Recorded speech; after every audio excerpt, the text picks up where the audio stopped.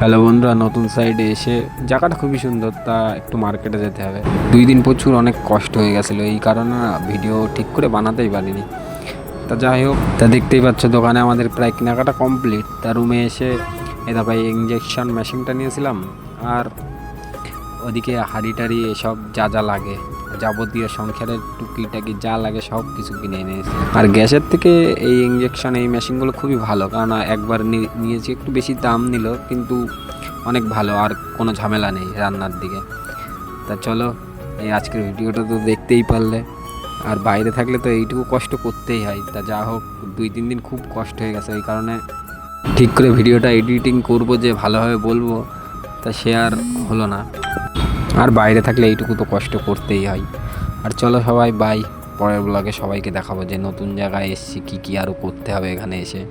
মানে শুধু ঝামেলা আর ঝামেলা, ঝামেলা ছাড়া আর কিছুই নেই।